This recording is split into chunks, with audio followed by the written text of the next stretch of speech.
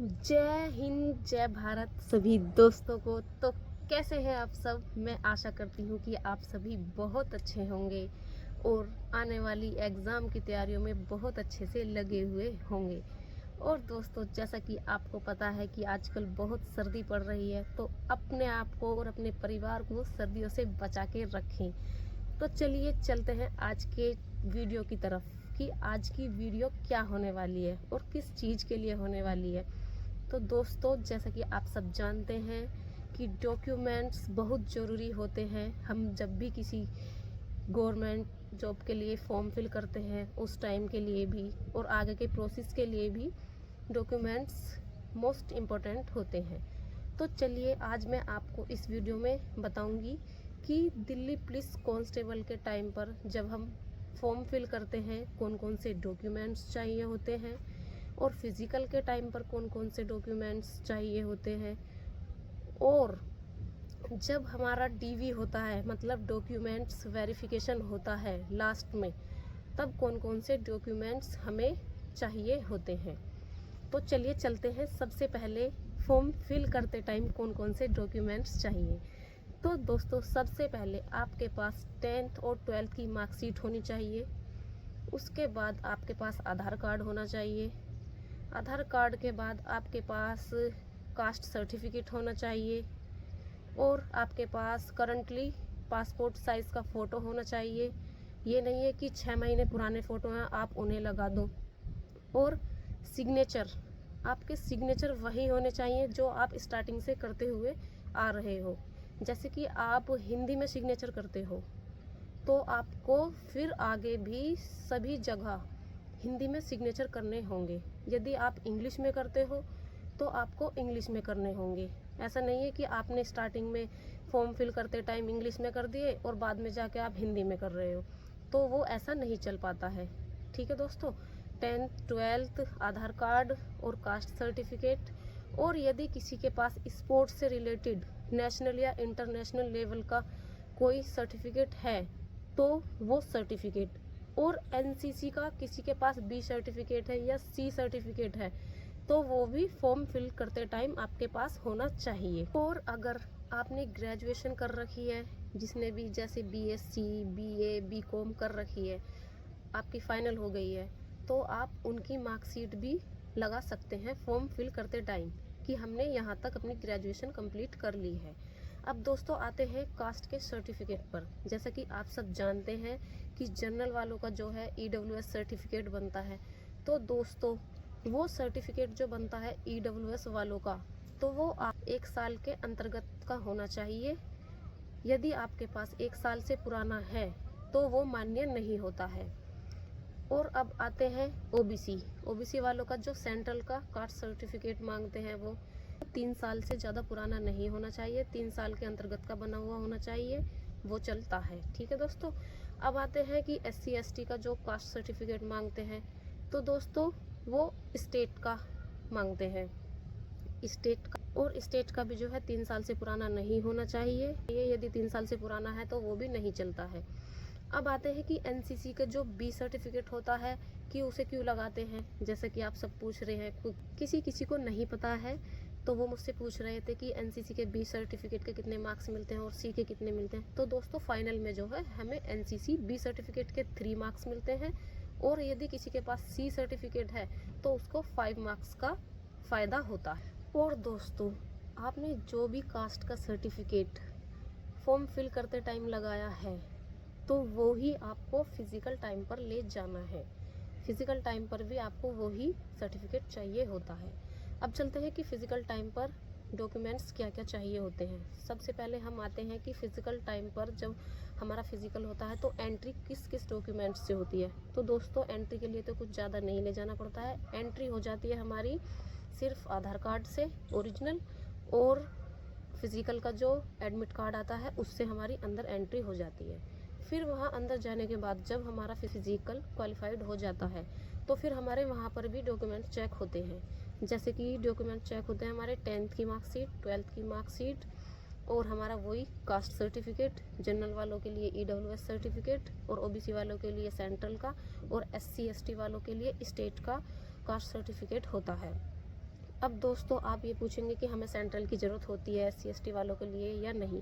तो दोस्तों मेरा तो था बना हुआ, मैं तो अपना ले गई थी, लेकिन वहाँ ज़रूरत नहीं पड़ी थी हमारे टाइम पर तो। और यदि आपका नहीं है तो आप भी अपना बनवा कर ले जाइए, ज़रूरत पड़े तो आप दे सकते हैं वहाँ पर। ठीक है दोस्तों, अब चलते हैं कि और वहाँ पर जो है फ़ोटो भी चाहिए होते हैं, तो आप अपने 10 से 12 पासपोर्ट साइज़ के वहाँ फ़ोटो ले जाइए। और दोस्तों फिज़िकल टाइम पर आप अपने जितने भी ओरिजिनल डॉक्यूमेंट्स लेकर जाते हैं, आप उनकी 2-2 फ़ोटोकॉपी भी करवा कर ले जाइए, क्योंकि वहाँ फ़ोटोकॉपी भी मांगते हैं वो 2-2 सेट सभी डॉक्यूमेंट्स की। और दोस्तों यदि आपके डॉक्यूमेंट्स में सेम नेम नहीं है, किसी में कुछ और है, किसी में थोड़े बहुत मिस्टेक है, तो आप उन सबको पहले ही सही करा लीजिए, वहाँ प्रॉब्लम आती है। लेकिन कोई ऐसा बोल रहा था कि हमारी 10th की मार्कशीट में आगे कुमारी है या 12th की में कुमारी है और आगे और किसी डॉक्यूमेंट्स में नहीं है। तो दोस्तों यदि किसी की 10th की में आगे कुमारी है और 12th की में नहीं है तो उससे कोई प्रॉब्लम नहीं होती है, क्योंकि मेरी भी खुद की मार्कशीट में 10th में आगे कुमारी लगा हुआ है और 12th में नहीं है और बाकी डॉक्यूमेंट्स में भी नहीं है, लेकिन मेरे और सब डॉक्यूमेंट्स में नेम सेम है, तो उससे कोई प्रॉब्लम नहीं होती है। अब चलते हैं कि वहाँ फिंगरप्रिंट वगैरह भी लिए जाते हैं, तो आप अपने फिंगर्स को अच्छे से साफ़ वगैरह करके जाइए, जिससे कि वहाँ अच्छे से जल्दी से हमारे फिंगरप्रिंट्स आ जाएं। फिज़िकल टाइम पर जब ये हमारे डॉक्यूमेंट्स चेक हो जाते हैं तो हमारे वो ओरिजिनल डॉक्यूमेंट्स भी देखते हैं, और जो हमारा NCC का B और C सर्टिफिकेट होता है वो भी वहाँ हमारा स्कैन होता है, और सभी डॉक्यूमेंट्स फिज़िकल टाइम पर हमारे स्कैन होते हैं। स्कैन होने के बाद वो हमें हमारे वापस दे देते हैं, लेकिन जो फ़ोटोकॉपी होती है वो उन्हें रख लेते हैं। उसके बाद फिज़िकल टाइम पर फिर कुछ नहीं होता है, फिर वो हमें मेडिकल फॉर्म वगैरह समझा देते हैं। तो फिज़िकल टाइम पर इतने डॉक्यूमेंट्स चाहिए होते हैं। अब चलते हैं कि डॉक्यूमेंट्स वेरिफिकेशन के टाइम पर क्या क्या डॉक्यूमेंट्स चाहिए। तो दोस्तों सबसे पहले तो वो हमें बता देते हैं कि 2 कैरेक्टर सर्टिफिकेट बनवाने होते हैं हमें, जो हमें जहाँ पर हम रहते हैं वहाँ से बनवा कर लेकर आने होते हैं। जैसे कि स्कूल में पढ़े हुए होते हैं हम, तो वहाँ से सर्टिफिकेट बनवा लेते हैं अपना कैरेक्टर सर्टिफिकेट, या जैसे किसी के यहाँ सभासद होते हैं, ग्राम प्रधान होते हैं, तो वो 2 सर्टिफिकेट सबको लेकर आने होते हैं DV के टाइम पर। और हमारी 10th की मार्कशीट, 12th की मार्कशीट, आधार कार्ड और हमारा कास्ट सर्टिफिकेट, और कास्ट सर्टिफिकेट के बाद हमारा निवास प्रमाण पत्र, और जो हमारे पास यदि स्पोर्ट्स से रिलेटेड कोई भी सर्टिफिकेट है तो वो ओरिजिनल, और NCC का B या C सर्टिफिकेट है तो वो भी ओरिजिनल। ये सब डॉक्यूमेंट्स हमें ओरिजिनल लेकर जाने होते हैं, और इन सभी डॉक्यूमेंट्स की हमारे पास 4-4 कॉपी होनी चाहिए, क्योंकि वो एक फॉर्म फिल करवाते हैं तो उसके पीछे वो सभी फ़ोटोकॉपीज़ लगवाई जाती हैं। और दोस्तों जो फ़ोटो लगता है ना वो वहाँ पर फॉर्म पर, तो वो हमारा जो पासपोर्ट साइज़ का फ़ोटो होता है उससे कुछ बड़ा होता है। इतने साइज़ का हमें फ़ोटो घर से ही क्लिक करवा कर ले जाने होते हैं, और साइन भी हमें वही करने होते हैं वहाँ पर जो हमारे हैं, जैसे हमने किए हुए हैं। और दोस्तों ये जो हमारे सारे ओरिजिनल डॉक्यूमेंट्स होते हैं, जैसे कि 10th 12th निवास प्रमाण पत्र, कास्ट, और NCC B या C का सर्टिफिकेट, या स्पोर्ट्स से रिलेटेड सर्टिफिकेट है कोई नेशनल या इंटरनेशनल, तो ये सभी हमारे ओरिजिनल वहाँ पर सबमिट हो जाते हैं, फिर वो हमारे पास नहीं रहते हैं। इसलिए आप अपने जो है 10th 12th की मार्कशीट है आप उनको अच्छे से बहुत सारी फ़ोटोकॉपी करवा के रख लीजिए पहले ही, जिससे कि बाद में ज़रूरत पड़ती रहे तो आप उनमें काम चला लो। और ठीक है दोस्तों, फिर उसके बाद मम्मी पापा का आधार कार्ड भी ले जाते हैं। मैं तो ले गई थी मम्मी पापा का आधार कार्ड, वैसे वहाँ कोई ज़रूरत नहीं होती है मम्मी पापा के आधार कार्ड की, सिर्फ हमारे डॉक्यूमेंट्स चाहिए होते हैं जो मैंने आपको बताए। तो चलिए दोस्तों अब चलते हैं लाइसेंस की तरफ, कि लाइसेंस किसको चाहिए होता है और किसको नहीं।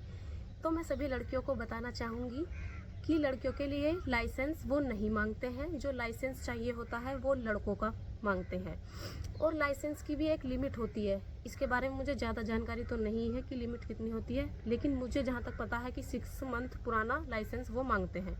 और लड़कों का जो लाइसेंस चाहिए होता है वो फिज़िकल टाइम पर देखते हैं। और जो लाइसेंस होता है वो लर्निंग लाइसेंस नहीं चलता है लड़कों का, हैवी लाइसेंस चाहिए होता है। यदि हैवी लाइसेंस नहीं है तो वो फिज़िकल में डॉक्यूमेंट्स चेक में भी वो लड़कों को बाहर कर देते हैं। ठीक है दोस्तों, आपके पास यदि कोई डॉक्यूमेंट्स नहीं है तो आप टाइम से बनवा लीजिए, ठीक है दोस्तों, आज की वीडियो में मैंने आपको डॉक्यूमेंट्स के बारे में बता दिया है। यदि मैं कुछ भूल गई हूँ तो मुझे माफ़ करना, और आप मुझे कमेंट में बता सकते हैं कि मैम आप ये भूल गए, तो मैं आपको कमेंट में रिप्लाई कर दूँगी। अब दोस्तों लगे रहिए अपनी तैयारियों में। अब समय ज़्यादा नहीं है आपके पास, क्योंकि आपको पता है सितंबर में फॉर्म आ जाएंगे दिल्ली पुलिस कांस्टेबल के, और नवंबर में आपका एग्ज़ाम होने वाला है।